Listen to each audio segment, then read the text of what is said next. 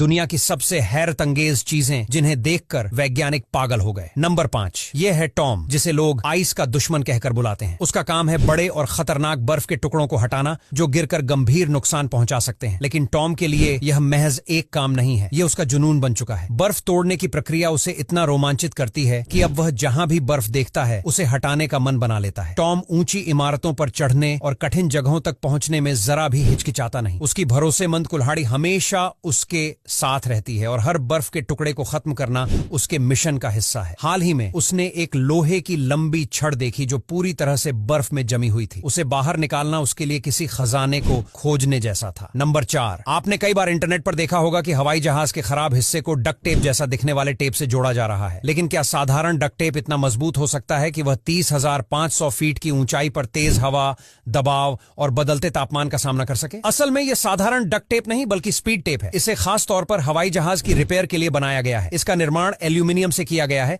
जिससे यह हीट को ऑब्जॉर्ब करने और अत्यधिक दबाव झेलने में सक्षम होता है। यह पूरी तरह से वाटरप्रूफ और मजबूत होता है। नंबर 3, क्या आप जानते हैं कि आइस ब्रेकर जहाज कैसे काम करते हैं? दुनिया भर में कार्गो शिप का इस्तेमाल व्यापार के लिए होता है, लेकिन जब समुद्री रास्ते बर्फ, ग्लेशियर या हिमखंडों की वजह से बंद हो जाते हैं तो आइस ब्रेकर जहाज मदद के लिए आगे आते हैं। ये जहाज न केवल बर्फ में फंसे दूसरे जहाजों को बचाते हैं बल्कि नए समुद्री मार्ग भी तैयार करते हैं। आइस ब्रेकर जहाजों को खास तौर पर मजबूत स्टील से बनाया जाता है। इनका ऐसा डिजाइन होता है कि वे बर्फ पर चढ़कर उसे अपने भारी वजन से तोड़ सकते हैं। इनके शक्तिशाली इंजन और मजबूत ढांचा इन्हें बर्फीली परिस्थितियों में आसानी से काम करने लायक बनाते हैं। इस तरह ये जहाज ठंड के मौसम में समुद्री व्यापार को बिना रुकावट जारी रखने में महत्वपूर्ण भूमिका निभाते हैं। नंबर 2, दोस्तों, जो लाल तरल आप देख रहे हैं इसे स्टील स्लैग कहा जाता है। यह स्टील बनाने की प्रक्रिया का एक बाय प्रोडक्ट है। जब स्टील तैयार होता है तो यह स्लैग पिघले हुए इस स्टील की सतह पर तैरने लगता है। इसे हटाना इसलिए जरूरी होता है ताकि स्टील की क्वालिटी पर असर न पड़े। इस स्टील स्लैग का तापमान अक्सर 100 डिग्री सेल्सियस से भी ज्यादा होता है। अगर इसे ठंडा करने के लिए पानी का इस्तेमाल किया जाए तो यह खतरनाक हो सकता है क्योंकि इसमें ऑक्साइड्स की मात्रा बहुत ज्यादा होती है जिससे विस्फोट होने का खतरा रहता है। इसीलिए इसे सीधे जमीन पर डालकर प्राकृतिक रूप से ठंडा किया जाता है। जब यह स्लैग ठंडा हो जाता है तो इसे बेकार नहीं समझा जाता बल्कि इसे सड़कें बनाने, सीमेंट उत्पादन और अन्य कंस्ट्रक्शन मटेरियल्स में उपयोग किया जाता है। नंबर 1, क्या आपने कभी सोचा है कि जमी हुई झील के ऊपर भी खेती की जा सकती है? शायद सुनकर यकीन न हो, लेकिन चीन में ऐसा ही किया जाता है। इस जमाव के बीच खरपतवार उगाई जाती है। ये खरपतवार बेहद खास होती है और इसे झील के पानी से पोषण मिलता है। जब यह खरपतवार पूरी तरह से उग जाती है तो इसे काटा जाता है। खास बात यह है कि यह कटाई पूरी तरह से हाथों से होती है ताकि इसे नुकसान न पहुंचे। इसके बाद इसे गाड़ियों में लोड किया जाता है